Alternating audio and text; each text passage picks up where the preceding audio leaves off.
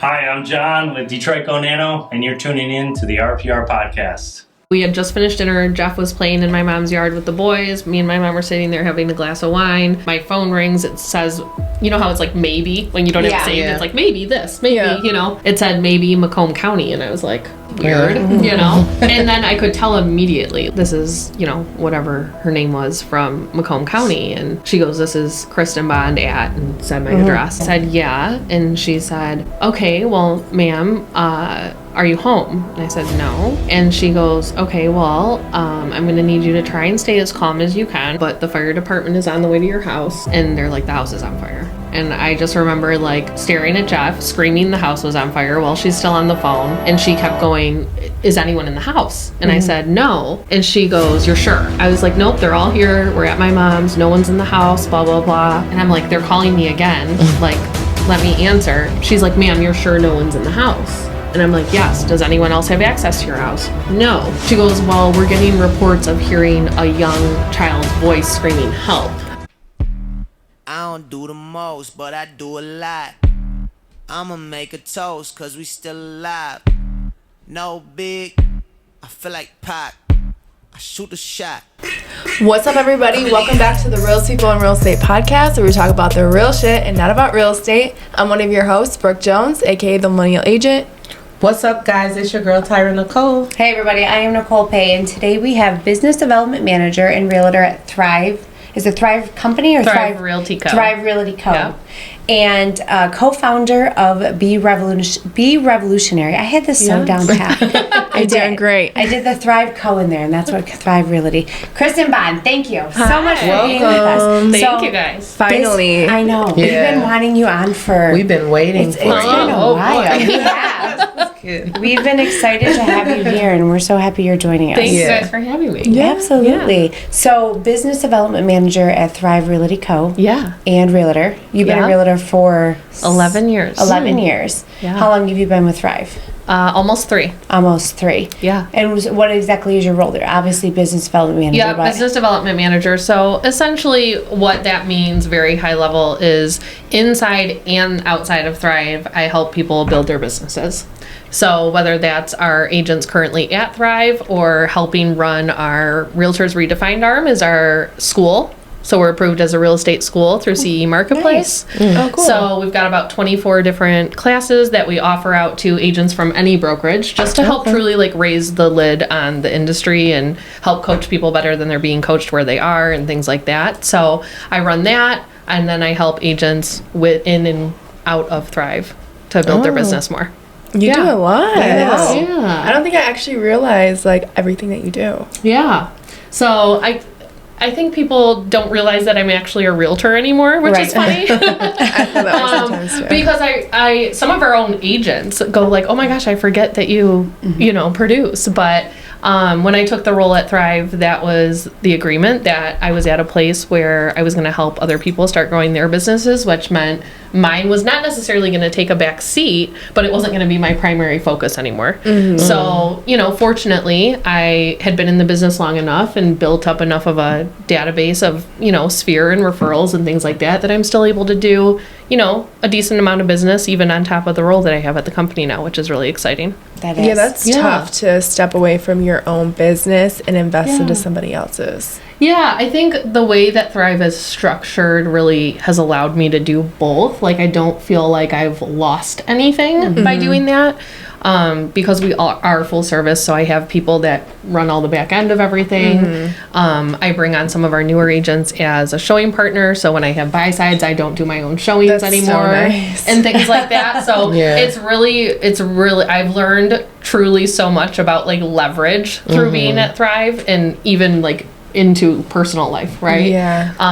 And just going like, hey, the things that my time is better spent doing other things, I can leverage out, right? And unless I get joy from it and I want to still do it, right? Like if it's my dad and I'm going to show him properties and I'm bringing the kids with me and stuff, then we go make a day of it. But truly, I just let my clients know, like, hey, most of my clients are Sphere and past clients and referrals. They know that I have another role. They know I'm a mom, right? They know all these things. So just explaining to them, hey, at this point in my career, the best way for me to service you the best is actually to have someone come on with me that's going to get you through that door probably faster than I can, right? But you still have my expertise in negotiating and my knowledge and history and all of that kind of stuff. So it's really nice because it does give me a platform to be able to do both still. Yeah. Yeah. I need that. How does that usually go over with clients? Because some people get a little iffy about it, but have you had any run-ins or anything or issues with clients being upset about that? I really haven't. And I know that sounds surprising to a lot of people. Like when we have producing agents come to Thrive from somewhere else and we're like helping teach them about leverage and things like that, it's, I think, the most nerve-wracking part for a lot of producing agents. Like, well, no, they want me. The truth is they want you for your knowledge, your experience, your history, how you can negotiate for them and get them the house they want at the price they want and all those things, right? I don't necessarily have to be the one opening the door to do that. That makes sense. Yeah. So I still like to go to all my own inspections, right? I think I can negotiate better being there and seeing that piece of it. But outside of that, the agents that come on and I bring them on as showing partners, I introduce them from the very, very beginning. So as soon as I'm talking to a buyer and we're doing like that consult, I'm like, hey, so-and-so is going to be my showing partner on this. Like, they're going to be part of this the whole way through with us. So it's always the same person, right? It's So not you're like not I'm like, switching hey, will you people. do this for me today? You do this for me tomorrow. It's always that same person and that connection for them. We set up a group text. I'm like, all communication runs through here, right? So I could be sitting here at something like this with you guys. I'm not looking at my phone. They're going through. The person's answering, setting up a showing, doing whatever they're doing. And then when I'm done, I can touch base and look and see, oh, they've got it covered. They're going to see this house tomorrow at noon, or, you know, and I chime in if I need to at that point. And if I don't, I'll just like it, acknowledge it so they know I know what's going on. And I think and the that's it. fear with that is a lot of agents have difficulty letting somebody else, like another agent, show the properties and then form a relationship with them because they're worried they're going to take their clients or take a referral from that client. Sure. You know what I mean? Yeah. And I think that's obviously a concern and something that people think about. I think the culture we've built at Thrive and the way that we operate there and everything, that's just, it's never, it's been 3 years, it's never happened. I think so many newer agents or even veteran agents that just aren't at the point they want to be at in their business yet, they're appreciative of just the further experience, right? Content for their social, right? Like they're getting out, showing properties and stuff. And they do get paid for it, right? So I compensate them out of the commission. They get a portion of that. So it's helping them build as they're working to grow and get to where they want to be. Yeah, definitely. Yeah. That's awesome. So let's talk about young Kristen. Okay. Where are you from? Grew up in Shelby. Okay. But I would say the backstory to even before that is my parents just moved to the States from Scotland in 81. Oh, wow. And then I was born in 83. So my whole family is in Scotland still, except for I have one blood uncle here in the States. Wow.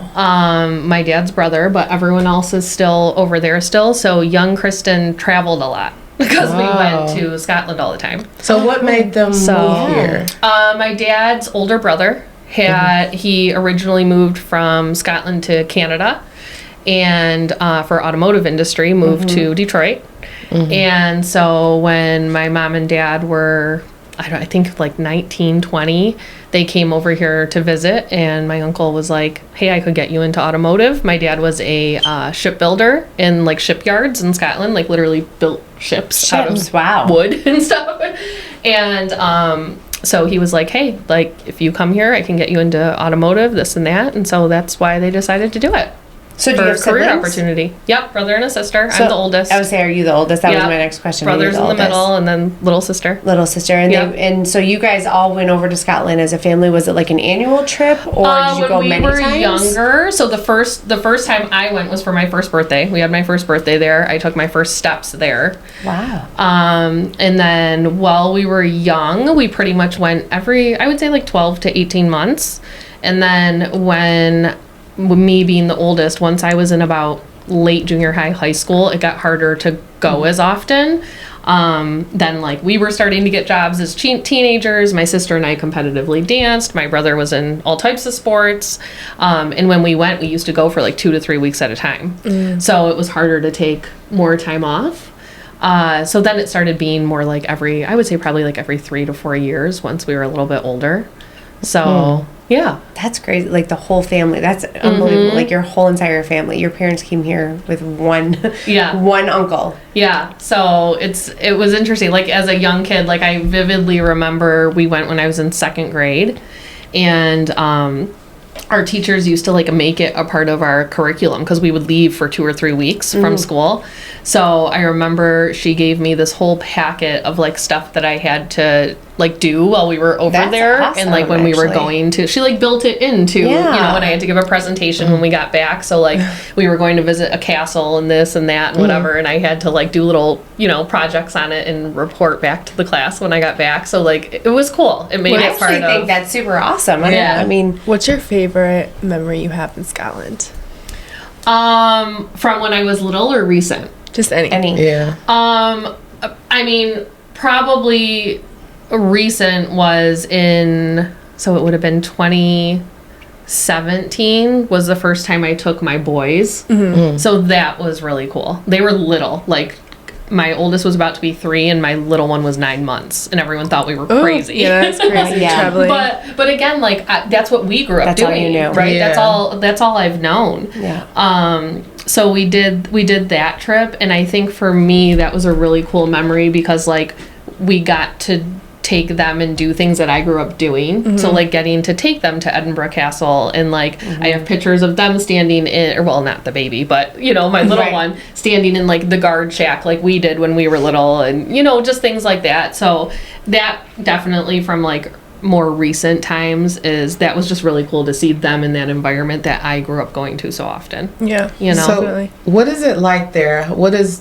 How would you compare it to here? the best way I could, so where my parents are from Glasgow, which is one of the biggest cities. It's a metropolitan city in Scotland. I think when people hear Scotland, they think Braveheart. Like they think everyone's running I just around. think of like, the accent. yeah, like, Yeah. you know, I think they think Can like you speak in countries the accent? No, and everyone thinks it's so wild because my dad's accent is actually still pretty thick. Is it? And so everyone's like, put him on speaker. I would say just call him real quick. and like people have a hard time understanding him because his accent's still so thick, but I know this sounds weird, I don't hear it. Like Yeah. it's just my dad's voice. Yeah, right. so used to it. So people are like, well, can't you do it? And I'm like, but do what? You know, like I know what they mean, but I wanted you to do it so bad. Yeah, give us a I little guess you line. can't. I have friends I grew up with that can imitate my dad better than I can, like because they actually hear it. So more. you don't pick it up when you Yeah, go over it there, seems like especially you for would've being picked there it like up. 2 or 3 Yeah. weeks. You would think that because you go to Nashville or like anything in the country, you come home and you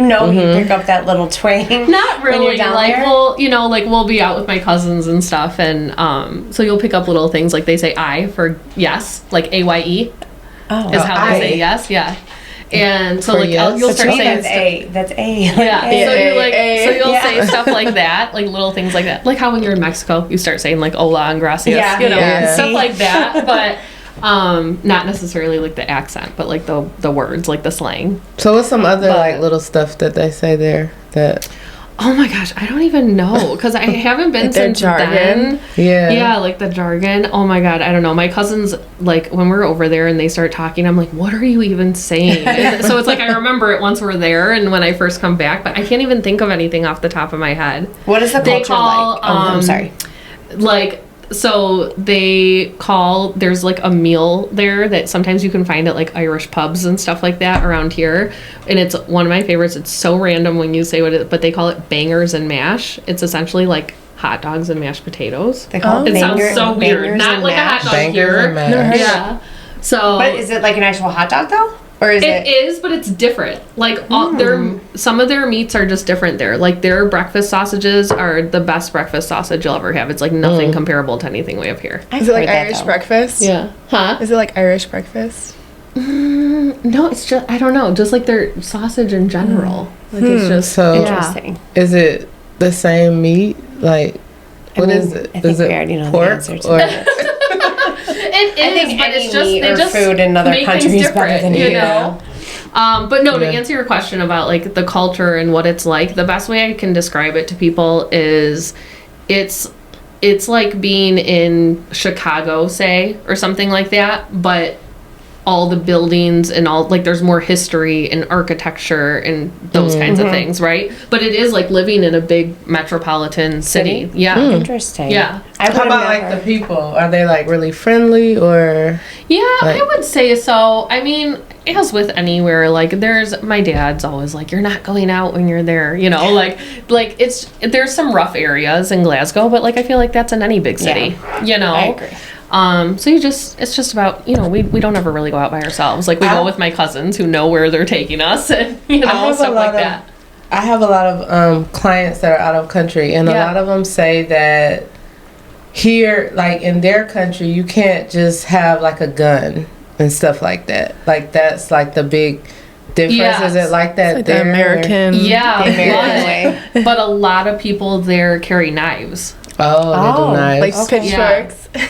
Yeah, they do. Like my cousins and their friends and stuff. Like that's like a bigger thing They like over there. whip out is a knives. sword. Yeah. I'm thinking of like Shrek. Like Shrek. Okay, so then you guys moved here to Shelby Township right away? So I was born once they were here. Okay. They moved here, had me about a year and a half after. I don't remember this because we moved to Shelby when I was so young, but they initially bought a house in Sterling Heights. So that's where they first were. And we were in that house till I was like 2. Gotcha. But then the house that we had in Shelby, my mom just sold that house like a few years ago. Oh, wow. So she was in that house for 30 some years. Yeah. And then, so you basically siblings grew up there. Yeah. What high school did you go to? Eisenhower. Eisenhower. I've heard of Eisenhower. Oh, I was like, I know. I was like, what do you got? I'm just You see me looking at it like that. I'm like, ooh, do you know something? What city is that in? Shelby. Shelby. Okay. Yeah. Yeah. Okay, so this is gonna skip a little bit forward, but you recently had like a traumatic thing happen to you in your life. I did. Yeah. Which Was is that this year? No, you're talking about the fire, right? Yes. It was almost 2 years ago. 2 years ago. Like it feels very recent, but Yeah. it's also crazily enough almost been 2 years. Okay, and can Yeah. you take us to the day of the fire? Like when I found out, or like Were what was you I there? doing? Were No, you we were there, not or what? home. Like- we were not home. We were actually at my mom's, and she lives in Lake Orion now. And it was a Sunday. We were there. It was the Sunday right after the 4th. It was like July 10th or 11th. This happened. So we had been. My mom has lake access and blah blah blah. So I had been over there with the boys that day. Had them at the lake and everything, and we were having dinner at her house. Jeff had left our house to come have dinner with us. He wasn't there like the whole day, but he had come to have dinner. I'm like, we're gonna stay here, have dinner here, come have dinner with us. And it happened about an hour and a half after he left the house. So we were all at my mom's. Do they know how it happened? They don't. So our neighbors, like kitty corner across the street from us, they saw smoke coming from our backyard, which is what prompted them to call the fire department and then call me. And by the time anyone got back there and whatever, something had ignited, and they don't know.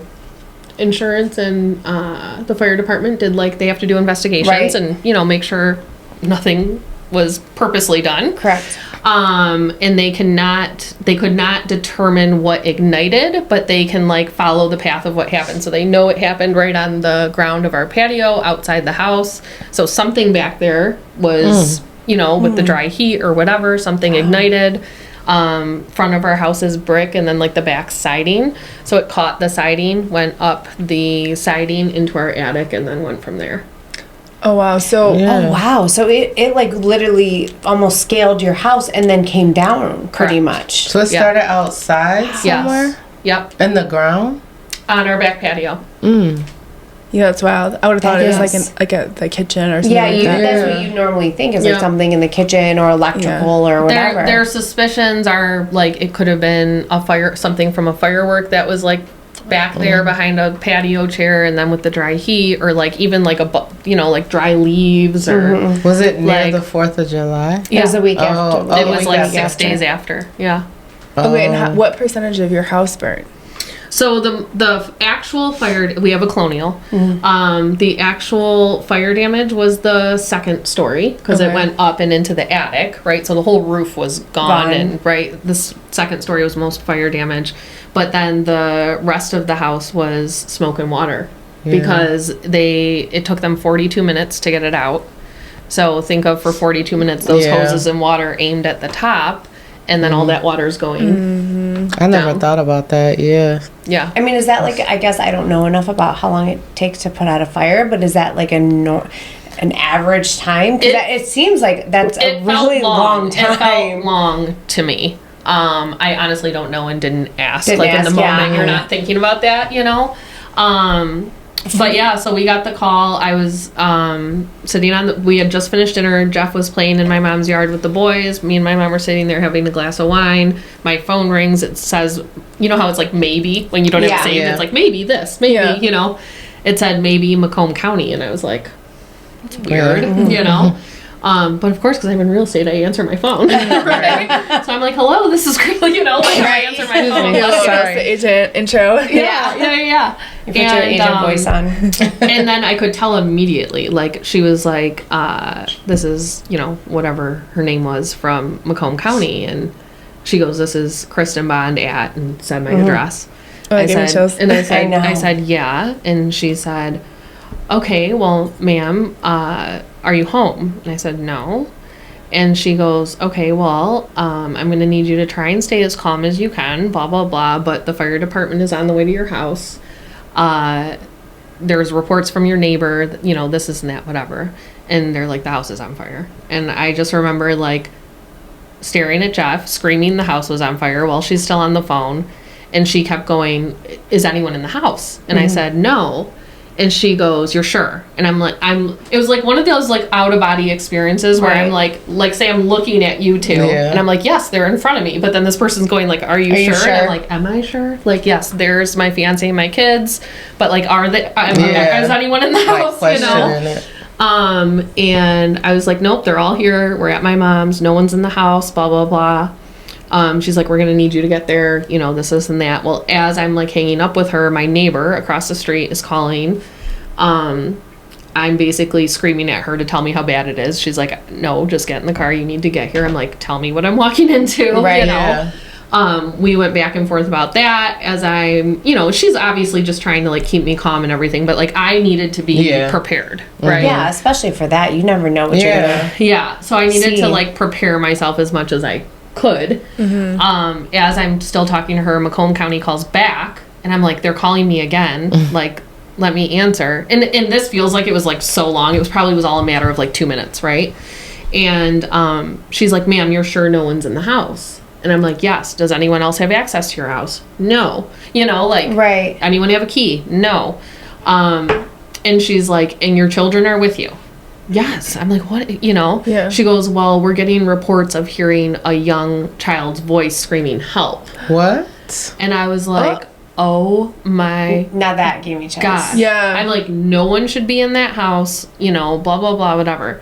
Long story short to that piece, we end up finding out later on that it was a neighbor behind us. Their son was up in his bedroom and could see it and was screaming out the window. Oh my gosh. Because he could see it happening. But they didn't know. Like, they're hearing, you know, Help. she's like, we're getting reports. We want to make sure, do we need to go in looking for a child? Or are we just going in full hoses blazing trying to get this fire out, right? Yeah. So we got in the car and I literally had done showings earlier that afternoon and I'm in like a sundress, right? Like I leave without shoes. I don't even know. We're driving there. I process way quicker than Jeff does, so he's just kind of silent. I'm sobbing. I'm calling people I need to call. I call my brother because he lives like 5 minutes away. I'm like, I need you to go there now. I want someone there, you know, before we get there because we're like 30 minutes away. Start calling like Jessica Woodbeck. I called. I'm like, I don't know what's going on. The house is, you know, like whatever. And we get there. There are people coming from every which direction on bike, on foot, in cars. We can't even get down our own street. It's funny in the moment now. Like, it was obviously traumatic as it was happening, but like I explained to people, all I can envision I must have looked like to people is, you know, that Kim Kardashian ugly cry meme. I promise you that's what I looked like. And I was just looking at Jeff. I'm like, you better get this truck through this somehow, right? Like, we're in one of his big work trucks, and I'm like, you better get us to this house, like somehow push through this. And We couldn't even get to like the start of our street, and I was like, I'm getting out. So I got out barefoot, started running, bawling my eyes out, running down barefoot in a dress. It probably just looked crazy. And I tried to run like right up to the house, and obviously I didn't know who it was at the time, but the fire chief like saw me. Obviously it was obvious it was my house. Yeah. And he stops me. He's like, you can't go over there, blah, blah, blah. I mean, it's still, the fire's still going, you know, and I'm like trying to like get close to it. And he was like, I need you to just stay back here and calm down, whatever. My brother ends up finding me. I'm crying on his shoulder. My eyelashes are coming off, my fake eyelashes. I remember like handing them to him at one point. He's like, I'll keep these safe from you, my poor brother. He's like, I don't know what to do with you. You're worried about your eyelashes right now. So it was wild. Like it was wild. And just to know, like, to stand there watching it, we weren't allowed to go in, right? Like obviously, even once they got done, like putting it out, we weren't allowed to go inside. Well, because don't you worry about smoke inhalation even after it's out? Yeah, Isn't well, that? it's just I didn't even have shoes on. You know what I mean? Yeah. So like and by the time they got it out, it was getting dark and all this stuff. And he's like, we're gonna need to meet you here in the morning to finish the investigation. So it wasn't until the next morning I even was able to go through and really like see and assess like what And had you didn't happened. have any pets? No. Okay. We had pets previously, but probably a year or two before that we had to put them both down. They were old. I had them from when I was like early 20s. Thank God you didn't have pets in there. Yeah. Because I can't even imagine though running down the street and seeing your entire life in a building, burning. Like, Well, and what was literally even honestly harder than that was on the drive there were people, right? Social media can do so many good things, but there's so many bad things too, right? And there were people already in like community Facebook pages posting about it, like saying, like acting like they knew what happened, how it started, all this stuff. And so I had friends, other like people knowing before I even was there, like what had happened, and being like, please tell me it's not you. And I'm not even to my house yet, right? And they're like, please tell me it's not you. Please tell me it's not you. And I'm like, I have no idea how you even know anything, but it's me. and your whole Like, it's phone my was house. probably blowing. Oh, up. yeah.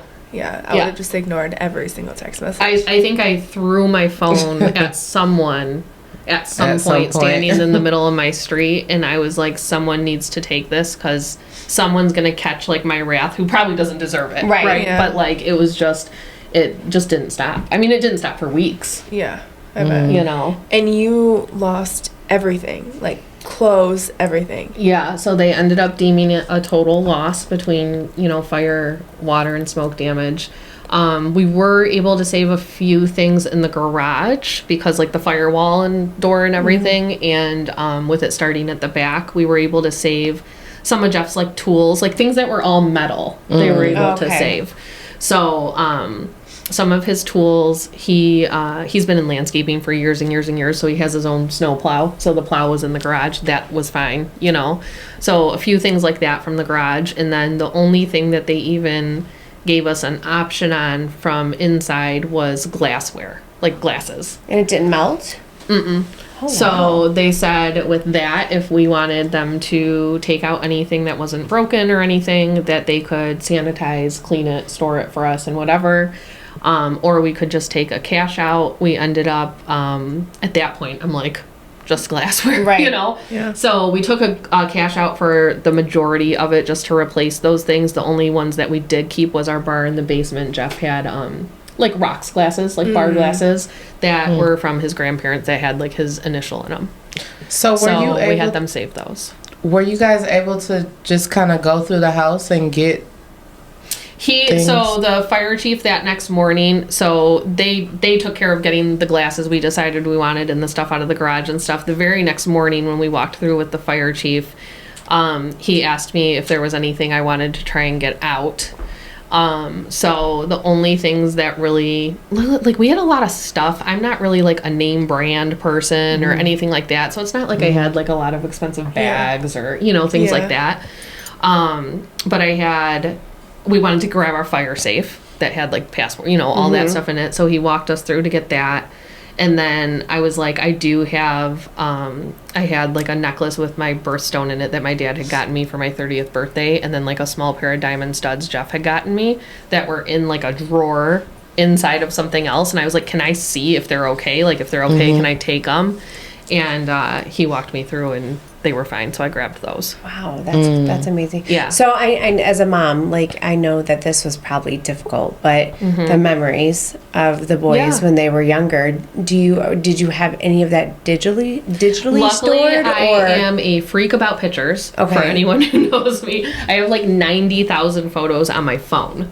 Like I'm crazy Yeah. about pictures and having them digitally I and have a storing whole- them places. What is that extra drive that Yes. you play? Yeah. I have one of those because Yeah. I'm the same way too. Because that's like one of my biggest fears is, Yes. you know, especially for my oldest who's 18, digital wasn't a thing then. Yeah. So a lot of the pictures aren't digital pictures. Yeah. You know, so Yeah. Luckily, that with between social media and what I had stored, that's good. photos were not a big concern.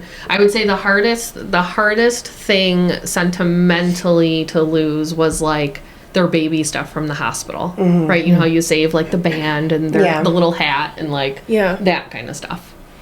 That was the hardest to from a sentimental standpoint to lose. And so, can you tell us about maybe like the week after, or like days after it happening? Where did you stay? What were the next steps? So they wanted to put us in a hotel, and I said no. I'm like, what? That is their normal process, though. Come to find Also, out, they'll put you up in a hotel, or so they literally will put families in a hotel for like months because Oh, it really? typically takes them that long to find like temporary housing. Why don't they put you in an Airbnb? And I was like, it'd be the same price, right? So we stayed at my mom's. I mean, Yeah. like that night we went back to my mom's. The kids were there with her. We didn't take them when we went to the house. oh, that's good. So we immediately went back there, and then in the next few days, you know, talking to insurance and then talking about the process and everything, they wanted us to go to a hotel, and I said, "Can I just stay at my mom? Like, can I just stay at my mom's?" And I was like, "How Pay long? my mom. How long? Right? Right. For real. And I was like, how long is it gonna like? How long do you want to put us in a hotel? They're like 3 to 4 months. I'm like, my Wow. family of 4 in a hotel for 3 to 4 months. No. We can't make it Boys? one night sometimes. No. yeah. And so they were like, if you're fine with that, but it usually takes this long. And I said, I already have a group of like I said, I had called Jess the night of. So literally the next day, she had like 10 of our agents in the office looking for rentals for us. So I said to them, I said, you know, I am in real estate. Like I already have a whole slew of people looking for rentals for us. Like, am I allowed to find my own, or does it have to go through your guys' system? And they were like, oh no, I guess we aren't used to having like a realtor on the other end of this, you know? No. And they're like, so yeah, if you want to stay at your mom's and find your own, that's fine. So we ended up being at my mom's for about 5 weeks, and then we found the place that we've been in since and still are, because we're still not back in our house. So, You're still not there. well, that was We're gonna be very my- close, but no. So, did you rebuild? Like, do they rebuild the entire house, or? Yeah, so it depends on the damage. Like they do their assessment, and then you can fight that if you don't agree with it, and right this and that. At the end of the day, we ended up taking ours all the way down to the foundation. So they kept the same foundation, but the rest got demoed. And so, even the basement foundation was okay. Yeah, the foundation was Like fine. down to the basement. That's what Right. Yeah, we had a finished basement, so they gutted it all. Like they have to gut it all, right? But then they'll like the build up from there. Correct. Yeah. And it's taken 2. You said it's been almost 2 years. Well, it has been, and I think the part that you know I didn't even realize till going through this is like there's a lot of waiting in the beginning because I mean it happened in July. Insurance didn't even get us their initial number and estimate until January, and then we fought it, and that took almost another like 5 to 6 months before we got to the point of like, okay, everyone's in agreement and now we can move forward, because you can't start doing anything. I mean, they do like the initial muck out, right? So there's not like mold everywhere. And I mean, there was, but they then like pull the carpets out and right, all that kind of stuff. So they did that initial muck out, but then after that, like you can't really touch it, because as you're going back and forth with insurance, you have to be able to see it in the condition it's in. So what is insurance telling you? Like how much money that they feel like your house was worth and how much they're going to give you? So they essentially what they had said was they wanted us to demo the interior, but keep the 4 external walls.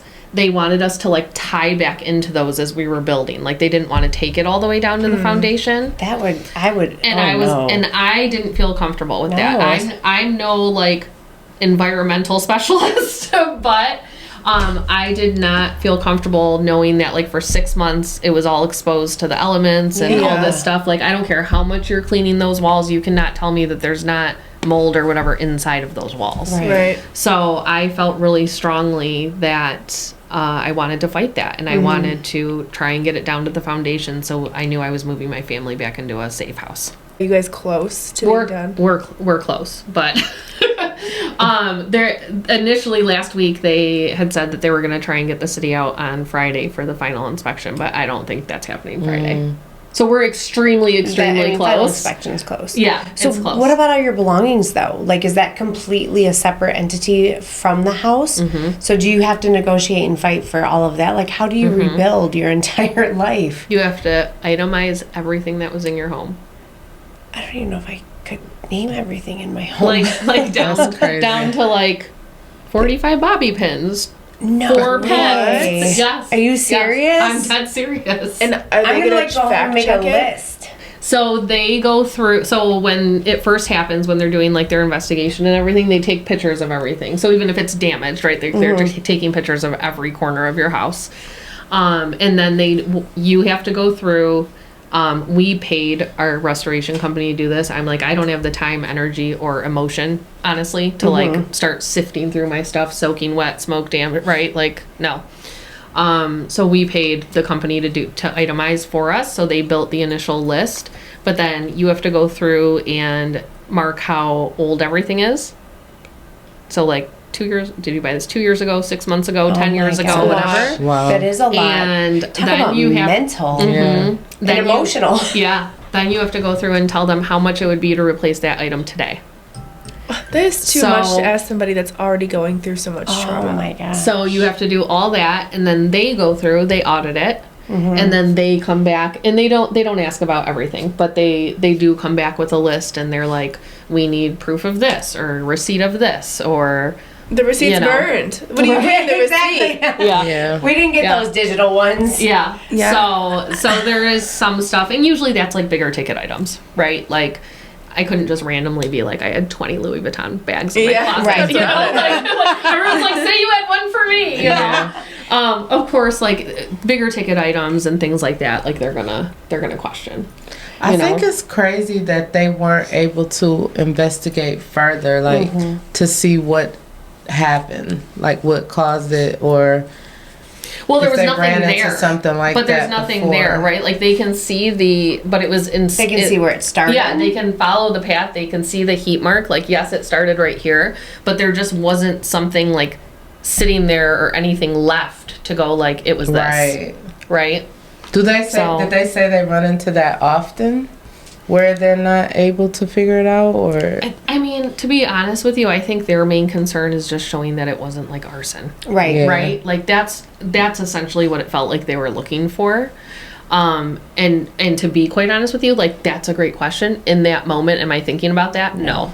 I'm worried about my family, how we're going to get back in our home, that they have the answers they need so we can move forward, right? right? So looking in hindsight, this July will be 2 years. Do you feel like the system in which you had to go through for being the victim of something like this is flawed? Do you think things could have been done differently? Is there anything that you would even say you don't think was right? I guess not necessarily not right. It is wild to me that this is something that we all pay for, right? Monthly, yearly, however you pay it. And then how hard we have to fight for it when, how often does that happen, right? Out of however many insurance customers they have, I don't know the numbers, but I'm sure it's not a lot, right? And then when something like that happens, the hoops that you have to jump through, I guess that's been, I think, the biggest surprise to me.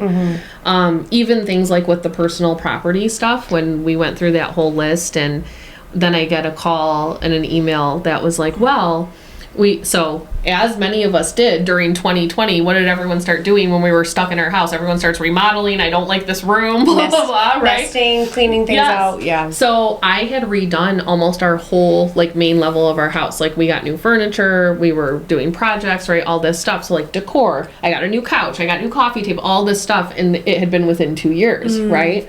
So then they start looking at how many items on the list were, like, only 2 years old or newer. And then they started saying, well, you know, it looks like you spent X amount on things during the last 2 years. Now we need proof of your income to support that you could have spent that kind of money outside of your finances. But what if you got it as a gift? Well, so that's what I said. So, like, we started going, well, there's so many other ways you could get things. It could be a gift. My dad could have randomly, like, got his yearly bonus and been like, here's 10 grand to redo your first floor, you know? It could have been credit cards. Like, you know what I'm saying? Like, there's so many different ways. That's wild to me. That they're going to go that deep. So we had to submit a whole Excel spreadsheet that has our typical monthly expenses on it. Then they looked at our income from our jobs and everything, and then they were like, well, da da da da. So then we, again, like, trying to fight for it and be like, listen, like, wow, all my kids' toys and stuff, like, we don't even buy our kids that much stuff. They're so spoiled by family and you know, birthdays and Christmas and blah blah blah. And it's like they're at that age where they're getting new stuff all the time from people and all this stuff, and it's like they're getting gifts, you know. So I'm not saying it's flawed or I think it's wrong, but I guess I just wasn't expecting it. Like, obviously their job is to make sure their insurance company isn't paying out money it shouldn't be paying out, right? Like, I understand that rationally, but can you just add up how much money you've paid in? Right. Because I feel that about health insurance too. Like, how much money we pay a month for health insurance, and then like our son has Crohn's disease. I just got an $800 bill, and I'm like, I pay that in 3 months, like 2 or 3 months. And so what am I? So I feel that way even when in regards to health insurance. I think all insurance companies, auto insurance in Michigan's awful. Like, you pay so much in. You pay so much in, and then have to work so hard to get it back out. So it was, you know, right, wrong, or indifferent. I guess it was more so a shock.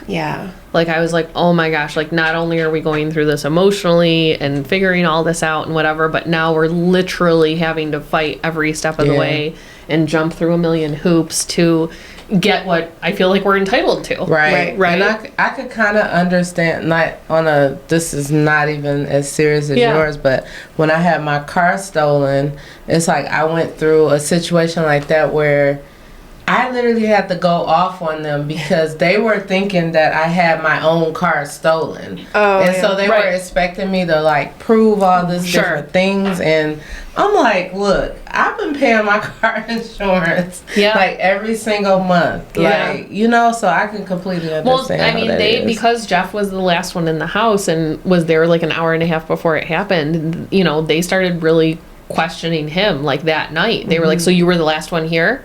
Well, this, and what did you do, and what did you do, and did you put something somewhere, and did you leave something, right? And it felt like he was like a criminal being interrogated. It's not, what is it, guilty until proven innocent? Instead of innocent until proven guilty. So it is, it's like an uncomfortable feeling, and you're already, you know, so emotional. Displaced and emotional and everything else. So it was shocking. It's been shocking to me how much I mean, you know, to think about how some people might not have the means to fight it, or might not have, you know what I'm saying? The knowledge to even know what they can fight. We didn't even know we could fight the amount insurance said. It was our contractor that told us that. He was like, because it's not like it was the max of our policy. It was we had more available. And he was like, well, you can demand appraisal. And it's not the appraisal we're all used to. It's like a different type of appraisal.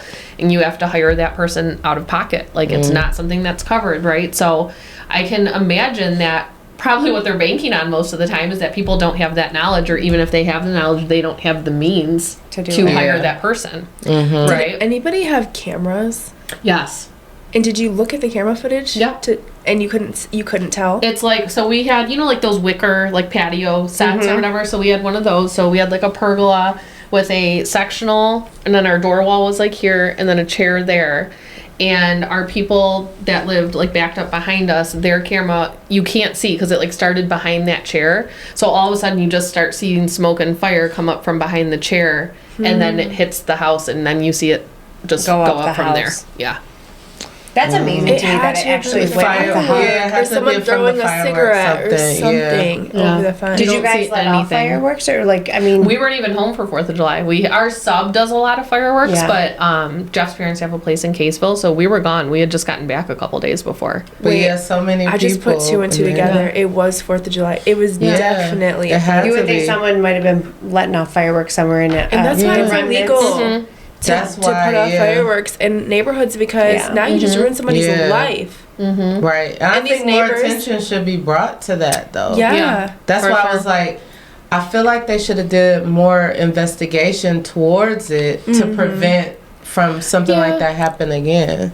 Yeah. You know. And your neighbors are calling you like, your house on fire. What? Did you do it? Firework? You're like, Are you fireworks? calling me because you're guilty? Right. Yeah. Did you I do mean, fireworks? it's even crazy to me that it went up the back of your house. You would think that it would have gone in and then up, but I for it think to with go it- up and then down. I think with it being siding on the Siding? back, like it's such an easy, thing to go Flammable. up. Yeah. Yeah. So I'm sure that's why. And then once it got into the attic, it just went throughout the attic. So I and- can't imagine as a realtor how fun it is to like redecorate your entire house. It like, isn't. It Yeah. isn't. Like I think that's a like, and I get people are wanting to try and like focus on the good parts of it Yeah. and stuff like that. But the reality really is like none of it's fun. like I just even like we're in the midst of shopping right now for furniture and all that because even the furniture and the rentals rental furniture so now that we're close to the house being done we're starting to do all that and it's like it is fun but it's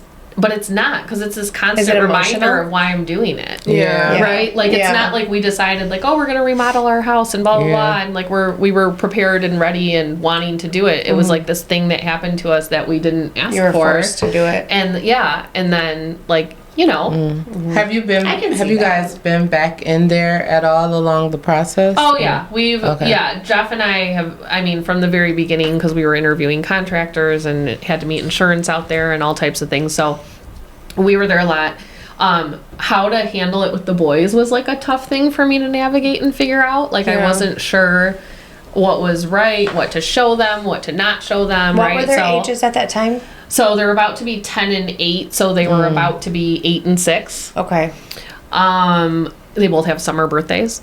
And I decided that and my oldest has sensory processing and a severe speech delay. So, like, I also wasn't sure, like, how that would be for him.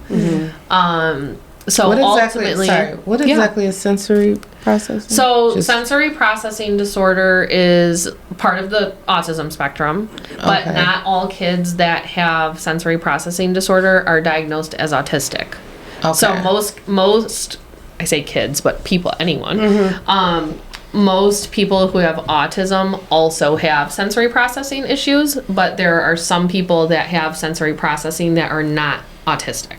Gotcha. Okay. Does that make Okay. sense? Is it that when they feel things? So it can be all different. So for Colin, a lot of times people think of it more in terms of like light and sound and stuff like that. None of that was usually an issue for him. For him, it was more textures, pressure. Like a lot of people with sensory things, they either like light pressure or they like big bear hugs, like tough Yeah. pressure. And transitioning for him is a big thing like that. Not He's sound? No sound? Sound has never really been the only time he ever had any issues with sound was when he first started going to school and the first time he went into an assembly, it was like too much for him. Yeah. So he went and sat in the principal's office. This is when he was in like young fives, you know. He loves them now. He goes in there. He's got like a headset, like the noise canceling things that they give him, and sometimes he'll put those on if it bothers him, but not anything like he wouldn't come into like a birthday party and it be too much for him or something like that. So that was something I had to, take into consideration and all that. And ultimately, I ended up deciding that I didn't want them to see it in like the messy state, if that makes sense. So we did drive them by the outside because we kept saying to them when we were going to meet contractors there and stuff, we're like, oh, we're going to go meet someone who's going to help us fix the house, right? And I think to them, they thought like, oh, they're working today and we'll be back in the house tomorrow, right? So eventually it got to the point where I'm like, we at least have to drive them by the outside so they understand why we're not going back, right? So we took them by the outside, and then we didn't take them back again until it was demoed. So they got to see like the big pile of rubble, right? And like see the basement and look in there and stuff like that. And then from that point moving forward, kind of like every step of the way we would take them by, like let them see the framing done, let them see, like once the walls were going up and that kind of stuff. So how did... Go ahead. Sorry. No, so how did he handle the transitioning, since that's kind of a issue? So Colin did not, when we were he likes it now that it like once it started looking like our house again, he was fine. But when we would go in there when it was just like the framing and stuff, he did not like it. Like he would be like, I'm staying in the car.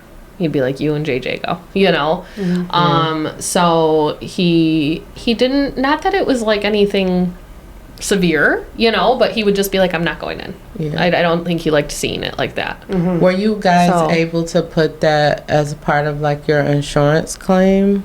What's that? As part of him having an issue with the transitioning? No, part of it really has just nothing. kind of left that out. Okay. No, it doesn't really have much to do with it. So moving forward, how do you see, or how would you tell someone who may have gone through something that you did, which is a crazy traumatic, I can even imagine like the PTSD, even going through that.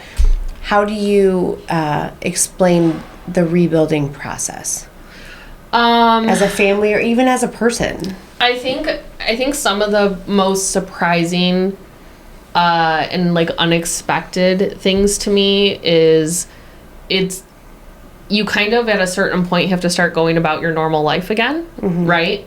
But there is still for like a long time, like 2 years we're going on, this huge thing that's like just hanging over you for that long. And you don't really realize what that's doing to you mentally, what that's doing to your relationship if you're in one, right? Like it has tested Jeff and I more than I'm sure anything I could ever imagine. Like when our son got diagnosed when he was 3, like I thought that tested us. That was hard. This is crazy, right? And you're dealing with so much money. You're dealing with a lot of unknowns. You're like, are we even going to have enough money coming from insurance to rebuild this house? What if there's not? We don't have $100,000 laying around, right? To just throw out. Yeah, so it's a lot of unknown.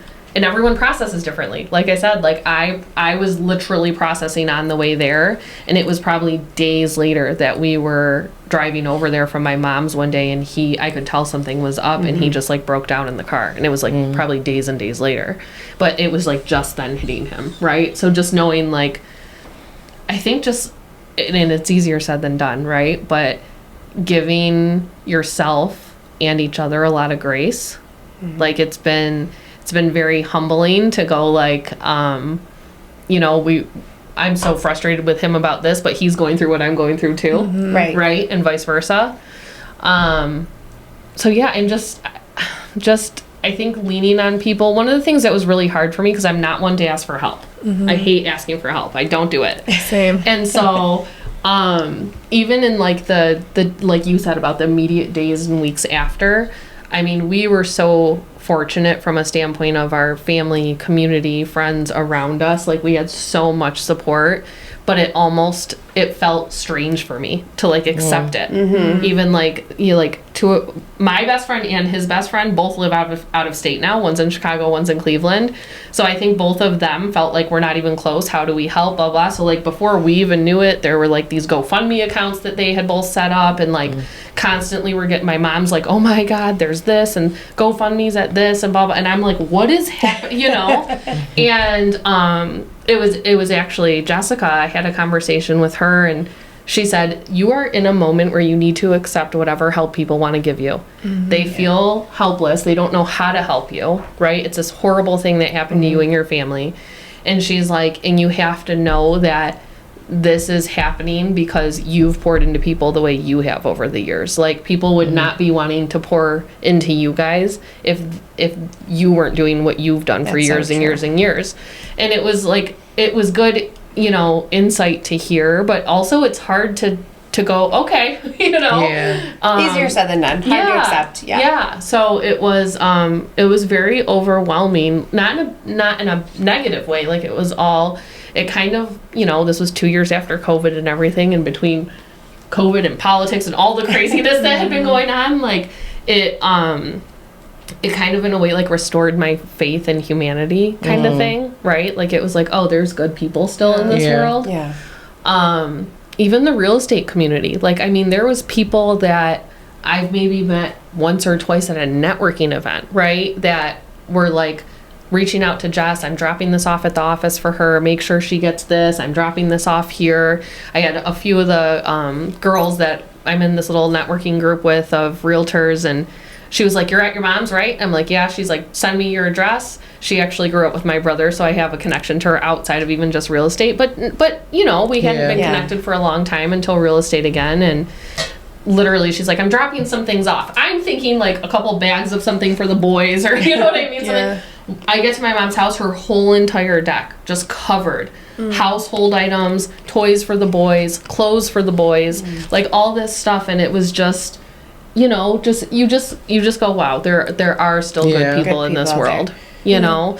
And I'm sure it teaches you a lot, not only about yourself, but like you said, even about your relationship and your partner that you're with, your fiance, and even your kids, and accepting and respecting that everyone doesn't process the way that you do. But you also start to learn so much about each other, and I think that's awesome. Yeah. Well, and also learn a lot about yourself. About yourself. Yeah. Because it's like she said to you, like, you deserve this. Like, you've done all of this. Now let us do for you. And maybe you needed that. And you guys know, though, like, most people that do things for others, you don't do it expecting something in return, right? Like, you don't help people and, you know, donate or help your friends or go do this or give a nice gift because, like, you're expecting to get that exact same thing back, right? Like, you're doing it because that's the kind of person you are and you don't expect anything back. So then all of a sudden you have this like influx of like all these things coming at you. It was overwhelming. It was. And again, not in a bad way, but just very, very overwhelming and uncomfortable a little bit. You know, and it's like, how do you ever repay people for stuff like that? Yeah, you know. But again, it's like you said, you do stuff without the expectation of something in return. Yeah, you don't repay them. But the feeling in the moment is that like, you owe. How would I ever repay all these people? But they back? were probably doing stuff for you without expecting something in return as well. And it's like, give yourself that grace. Take it. Yeah. So that's what I would say. Like, hopefully, no one listening to this ever goes through it. But that's what I would say. It's like, and I think too, like one of the things it's really taught me is, like I've had hard things in my past before this, and you like get through those, right? And you're like, okay, I got through that hard thing and whatever, and this is definitely, I would say, one of the hardest things I've ever had to go through. And it's like, you realize how strong you actually are, right? I think we all think like, oh my gosh, I don't know what I would do if that happened to me. But the reality is like, you do what you need to do, what you gotta do, and you figure it out, and you push through. And like, that doesn't mean there wasn't days that I was like laying in a bed not wanting to get out. You know what I mean? But you just do what you need to do, and you realize how strong you are. I have a saying in my wallet, and my mom actually printed them out when I was going through cancer. And it's a thing that she laminated. It says, you never know how strong you are until being strong is the only choice you have. And you make that choice. It's so true. And I still, to this day, and it's been 15 years, I still have it in my wallet. And it's the same thing for you. Yeah. You know, you tested your strength, and not every day is a good day. Yeah. But you come out much stronger than you ever were. Yeah. And that's amazing. Yeah. Such a story to tell. Yeah. So we're going to end up, we do have to do a one or two last questions. We always like to finish. We're running out of time, but we always like to finish with some fun little bonus questions. Do you want to? Sure. Do you want to ask one, or do you have one? Go ahead. Go ahead. I can see you over there pondering. So. What is the most wild real estate story that you have? The most wild? Oh my gosh. I don't know that I would say the most, I don't know if it's the craziest, the maybe scariest or most uncomfortable. I did have one time that I'm fairly certain they were trying to get me in the house to kidnap, whatever they were trying to do. But that was definitely, I would say, like the most uncomfortable and scared I've ever been. What did you do? What did you do? So this was when I was on the team that I was on, and we were like heavy lead based. So it was a lead that had came in that I connected with, so didn't know the person, right? Anything like that. I have a very skewed perception of my own safety. Here's what I mean by that. Before I was in real estate, I did property management for 10 years, and we managed 900 single family units in Wayne, Oakland, and Macomb. And I was like in my early mid 20s doing this, and I was the director of property management, and part of my job was I went and walked our vacant units when people moved out to assess for damages for our investors, to send them what they needed to do and all that. So I was going into like some not so safe areas by myself, right? And so then when I started doing real estate, I'm like based out of Rochester and Shelby and stuff, and I'm like, oh, I'm going to show this like $400,000, house in Rochester. I'm fine. And it was a vacant house, and it was a couple. And you know how you just get, I've learned very much so in the last few years, like trust your gut. Yeah, very right? much. Like I think we all get that, and a lot of times you try and ignore it, or you're like, no, I'm crazy for thinking that, whatever. It's right. It's usually right. And I just didn't have a good feeling from the very start of the showing. It was late at night. It was starting to get dark. And we went in, and it was just one of those situations where they started trying to like pin me in certain rooms and whatever. So I finally said, like, hey, you guys go ahead and look around, which I don't usually do. Usually you walk around to show your client, right? And I was like, I'm going to wait up here by the front and, come back up, let me know what questions you have. They were going in the basement, all this stuff, trying to get me to go to, it just felt weird, right? They were like, hey, come check out this basement. It was very bizarre. Come show me the basement. Yeah. And so then at the end, they come up, and I'm basically they're done, right, looking at the house. And I said, oh, you guys go ahead, blah, blah, blah. Like, I'll lock up, blah, blah, blah. Nope, like, the woman left. The guy was staying behind me and, like, didn't want to go out in front of me. Like, he was going to wait for me to lock the door and everything. And I was like, no, you go ahead. I'm going to go make sure we got all the lights off. Like, it took me so much, like, coercing of, like, no, you're leaving. Right. And that, I would say, is maybe not the craziest, but, like, the scariest. It is the most crazy. uncomfortable. But lock that door. yeah, as soon but as did they you left. did you wait till did they leave? They ended up leaving, but it was very bizarre. They were like lingering in the driveway. I had ended up closing the door, and I locked it and waited for them to actually leave before I left. But it was very uncomfortable. Yeah, really. Oh. Yeah. So I guess my question is, it's a little different from what I Okay. usually ask, but throughout your whole thing that you went through with the fire and everything, how do you feel like you came out of that? Even though it's not Like as a completely person, over with. like Yes, like what did you... I think I know more about my relationship than I did. And I say fiance, so I think people like tend to think it's more recent. We've been together 20 years.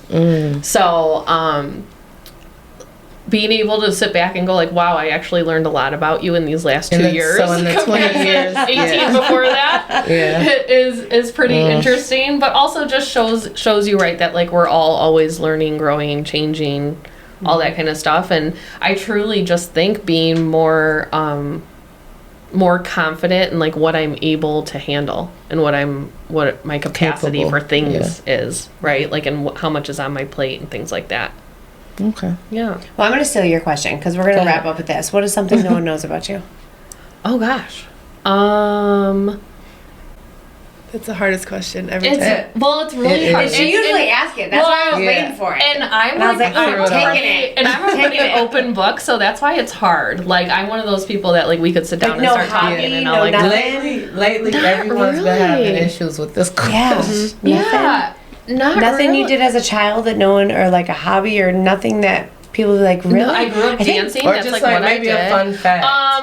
Here, well, I mean, there are a lot of people that know this. You guys won't know this, though. Something that people find funny now when they meet me is to find out that I danced on a bar for on top of the bar, like Coyote Ugly style. Yeah. Oh, Where? so much fun. at Coyote Joe's, the Oh, country you're bar. actually right there? Yeah. I'm jealous. Yeah. That sounds so much Actually, fun. Robert knows Steven. Oh yeah. He was the manager there at the time, and it was when they recently opened, and me and one of my girlfriends that I grew up dancing with, we were going there every Thursday for like ladies' night was the Yeah. Thursday thing. And she thought Steven was cute.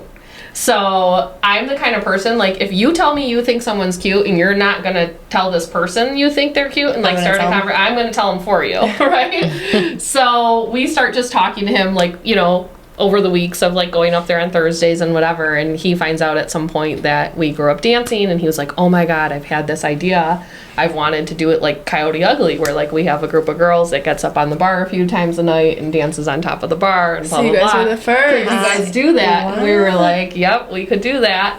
So That's probably one of my like I grew up as a dancer, 18 Yeah. years I danced, and I love it. And I went to Coyote Ugly in Nashville, and I was so disappointed.